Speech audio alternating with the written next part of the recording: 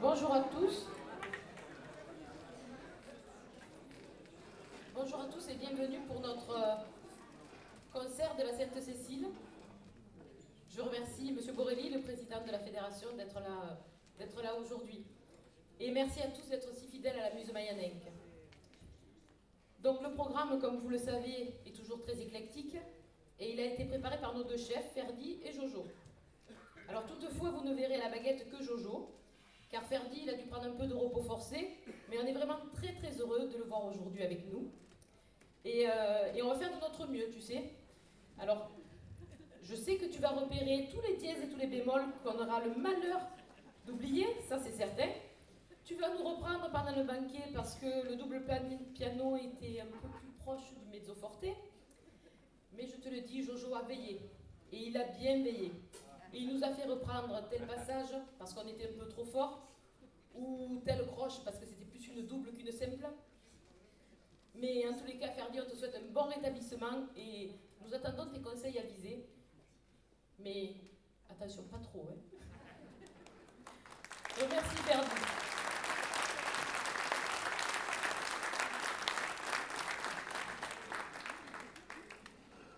Alors nous fêtons aujourd'hui la Sainte-Cécile qui est la patronne des musiciens et des chanteurs. Les répétitions ont pris fin septembre et nous nous retrouvons tous les jeudis pour pouvoir vous proposer aujourd'hui ce concert. Nos chefs se sont parfois un peu arrachés les cheveux, mais je suis persuadée que vous verrez un très beau résultat.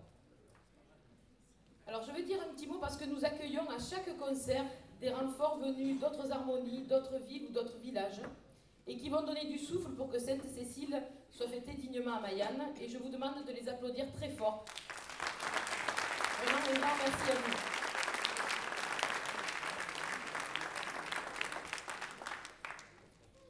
Nous accueillons aussi de jeunes musiciens qui viennent renforcer la muse et assurer la relève.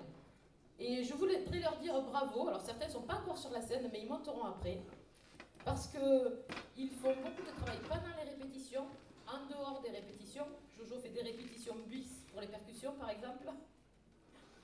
Et c'est toujours un plaisir d'accueillir ces jeunes qui, le jeudi soir, se couchent un peu plus tard que d'habitude et sont peut-être fatigués le lendemain à l'école. Donc merci aux parents de nous les confier quand même le jeudi soir pour qu'on puisse répéter et poursuivre. Et si vous aussi, vous avez des talents de musicien, n'hésitez pas, quel que soit le niveau, à venir nous rejoindre. Vous êtes les bienvenus. Voilà. Donc, vous savez que la Muse Mayanenc ne fait aucun concert payant, parce que pour nous, la musique, c'est une passion et on aime la partager avec vous. Mais nous avons des frais de partition, même si Jojo arrive à faire des miracles, et d'autres frais. Et donc, à la sortie, il y a une boîte, si vous voulez bien donner un petit quelque chose pour qu'on puisse continuer à vous proposer des nouveautés. Voilà, ce sera avec plaisir. Alors, il faut savoir qu'aujourd'hui, cette Cécile, de là-haut, elle veille sur nous. Mais notre président, Jean-Pierre Mourin, je suis sûre qu'il est à ses côtés. Alors, il nous a quittés un peu trop tôt. Et on voulait lui rendre hommage aujourd'hui. Il a joué près de 60 ans dans la Muse Mayanenc. Alors, il était d'abord à la trompette, avec Jojo Larrivée. Il a fait des solos magnifiques. Et puis, les trompettes étant assez nombreuses, il fallait du monde baryton. Et donc, il est passé au baryton, toujours dans un souci de continuité et de service. Alors, il a été un excellent musicien tout au long de ces années, très fidèle, mais c'était aussi un très bon président. Il a pris la suite de Jo Firmin et il a organisé notre bicentenaire avec un concert inoubliable, je sais que ça reste toujours dans nos têtes à tous, de la garde républicaine. Et c'était vraiment un moment extraordinaire. Nous voulons aujourd'hui lui rendre hommage et nous lui dédions ce concert.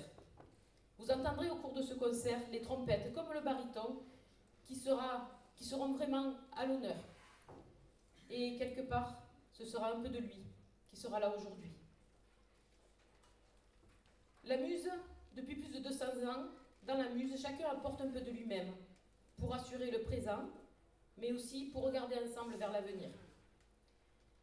Je souhaite que l'avenir de la muse soit radieux pour nous tous, non seulement par fidélité à la mémoire de ceux qui sont partis, à ceux qui nous ont quittés, mais aussi pour permettre à nos jeunes, qui sont là de plus en plus nombreux, de prendre un très grand plaisir à jouer ensemble la musique mayanenque.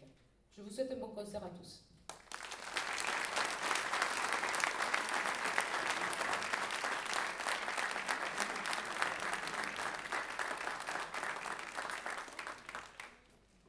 Je passe la parole à René, qui est très bon pour présenter tous les morceaux. Just anni a dire che mi serviva tutto ce qu'avevo a dire. Voilà, elle a tout dit, donc j'ai presque plus rien à dire. Mais avant de vous présenter le concert, je voudrais quand même que vous...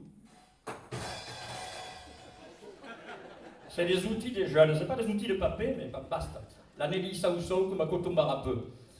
Donc je voudrais quand même, avant de commencer ce concert, justement que vous saluiez par des applaudissements Virginie Brel-Suppot, qui a accepté de prendre la présidence de notre musée et qui la prend avec beaucoup de talent. Donc, merci Virginie.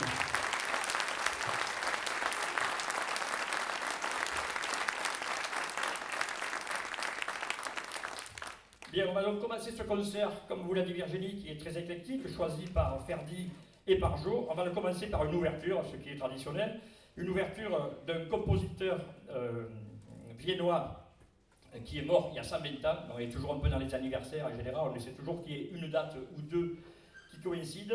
Et donc ce compositeur, c'est Johann Strauss. Alors vous savez que la dynastie des Strauss est une dynastie très compliquée. On pourrait faire le jeu des 7 familles. Il y a Strauss père, Strauss fils, Strauss neveu, Strauss cadet, Strauss aîné. Donc aujourd'hui, c'est celui qui est le plus célèbre, c'est Johann Strauss II, le fils donc, qui a écrit de nombreuses danses et opérettes. Il a écrit plus de 500 valses, polkas, quadrilles. Wagner disait de lui que c'était le cerveau le plus musical qui ait jamais existé. Et donc il a écrit un opéra qui a pour titre La Chauve-souris, donc en allemand Die Fledermaus, en provençal La Ratopénade, ça va mieux pour nous. Donc La Chauve-souris est un opéra qui a été écrit en 1874. Et pourquoi ce titre un peu bizarre? Simplement parce que c'est l'histoire pendant une nuit de folie à Vienne, le personnage principal, ça pète un peu, hein, le personnage principal va se venger de son ami qu'il avait obligé à traverser toute la ville de Vienne déguisé en chauve-souris. Donc voici, pour commencer ce concert, l'ouverture de La Chauve-souris, La Ratopénade.